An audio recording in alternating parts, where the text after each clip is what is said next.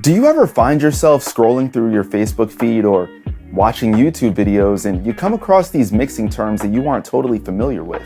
People promise that it's going to up your mixing game overnight, and you give it a shot, but you don't even understand what you're doing, and it ends up hurting your mix rather than helping it.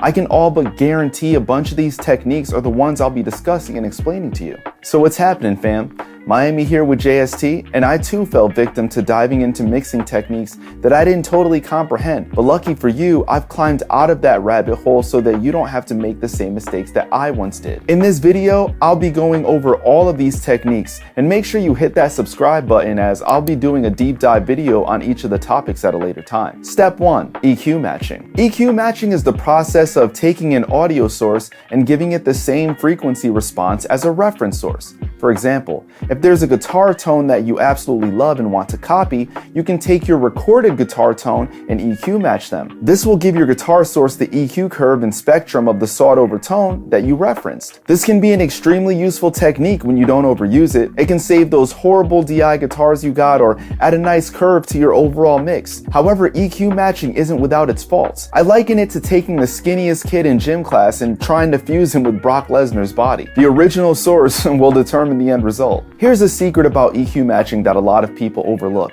Let's say I take a mix I just finished and I try to match it to the mix of my favorite song using Ozone or FabFilter. In my favorite song, the kick is much rounder than mine and has a pronounced EQ boost at 100 Hz. Tell me, if I do an EQ match and it adds 100 Hz to my overall song, can the software differentiate whether that 100 Hz in my reference was from the kick or the bass, or even maybe the snare?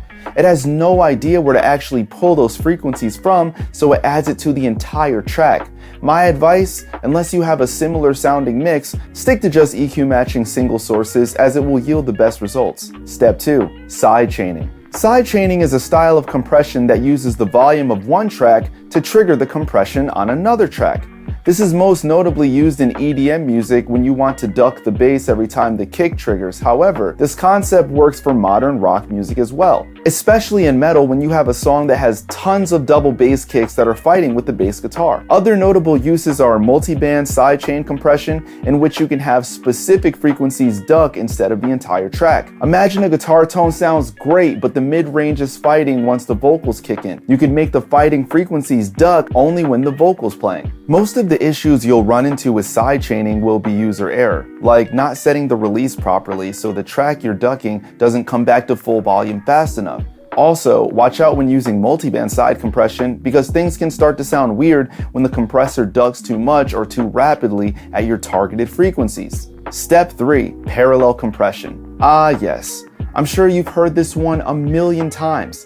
Parallel compression, or as the boomers call it, New York compression, is the process of duplicating a track, compressing one of them, and leaving the other one uncompressed. You can then blend the two of them for a desired effect that tends to be more natural since you don't hear the direct effects of compression as easily. This is a great way to add punchiness or harmonic distortion to your source while leaving all the amazing nuances of a natural take. Sounds great, right?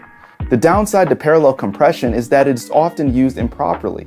Let's say you are absolutely slamming a vocal on the parallel track and don't blend it properly with the main take.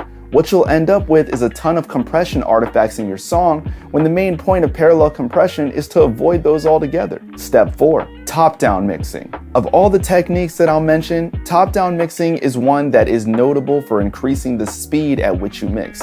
The concept is to start processing on your master bus first so that as you process your individual tracks, you're much closer to a finished mix. By making broad EQ moves on the master bus, one would have less EQ moves to make on their single tracks. Well, that's the thought process at least. And it can be extremely effective if this is part of your workflow and mindset from the start. The problem with jumping into something like top-down mixing is that there are often times that we're not mastering our own material. And there's a very likely chance that if you bypass that master effects chain, the entire mix is going to fall apart. That chain becomes more than just the glue at the end of your mixing session and more so just becomes an integral part of your mix. Experiment with this one.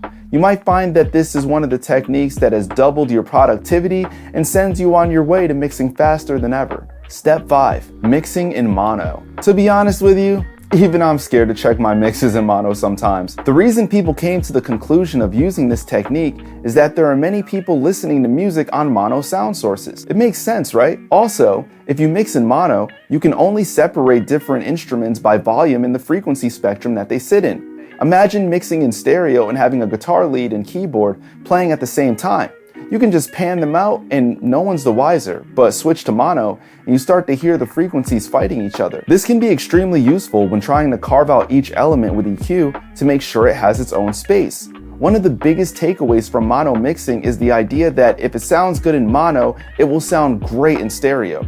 But what happens to the level of your mono mix tracks once you plan to pan them in stereo? Depending on your pan law, you're going to have to readjust the volume of all the mix elements you plan to pan in your session. Let's not even get into how different reverb sound as well as delays. So yes, even mono mixing has its flaws. Step 6.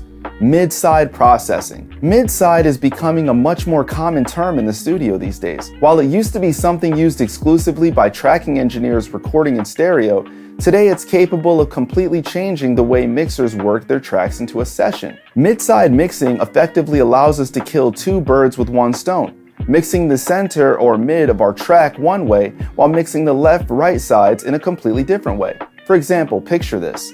The low end of a song is muddy, but you only want to clean up the rumble from your hard pan guitars while leaving the bass intact in the center. Mid-side EQ gives you the option to do this with ease. So where's the drawback?